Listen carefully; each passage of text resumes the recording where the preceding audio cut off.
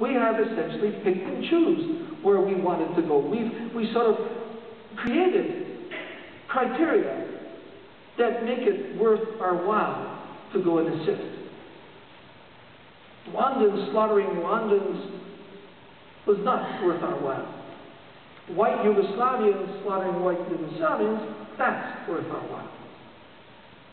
We couldn't keep 400 troops in Rwanda, and yet we poured thousands, tens of thousands, in fact, at the end, 67,000 troops in Yugoslavia. We had 67,000 troops in Yugoslavia, which is about 1/200th the size of Sudan, let alone Darfur, and we can't get 40,000 into Darfur, where 2.5 million people are at risk. We can't get 20,000. We can barely get 7,000, and they're not even us. They're their own. What criteria made that difference? Why did we go in to Yugoslavia so much? And why did we abandon the Rwandans? They don't count. They're not as human as us. It's in their genes. They've always done it. Ladies and gentlemen, it is not in their culture to slaughter and rape children and women and young girls. As I took on one of the extremists, and you saw in that clip earlier on when we spoke of it, and I said, "How can you do this?" And he said, translating it from French, he says, "Who the hell do you think you are?" He says, "When the white colonial soldiers were in our country slaughtering villages to encourager les autres to work harder to produce more rubber and resources that you wanted,"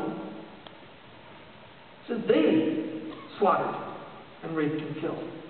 And he said, "How many black Africans were involved with the Holocaust?" And so, because we are foolish, do you have to be the same? What have we done to shift gears in that scenario? What criteria are we using, in fact, to do that? What price are we prepared to pay to even go into Darfur? Would we be prepared to take casualties in Darfur? What will guide our political masters, those that we should be mastering and influencing, to go there?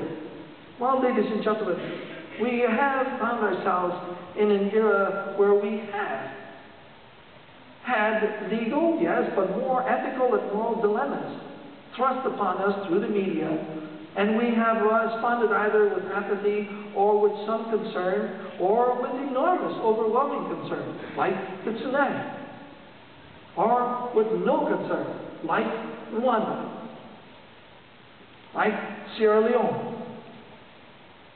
And we've let that happen. And how can we then adjust ourselves in a situation? What sort of movement can we do, realizing that that's not right? It's not right that we will support some human beings and consider them worthy of us even taking risks of our own lives, but others not. Well, that brings us into an interesting venue as we move, trying to resolve conflict to development, right? The source of it. Well, maybe the ultimate aim is that what we should be trying to do is prevent conflict. And I would contend that certainly is the aim. But that is the highest risk political exercise in a very fractious area. Unless you have a commitment that for a long time has been evolving the situation. So conflict prevention would be the ultimate aim. But what we have been doing is mostly crisis management, responding in the middle of these things, or not going at all. And we have been throwing cash often, and even some peacekeepers in the old style after the problem. But we have not wrested the initiative from those frictions that create such a scenario that countries go into conflict, that nations implode, and that ultimately they go into the massive abuses of human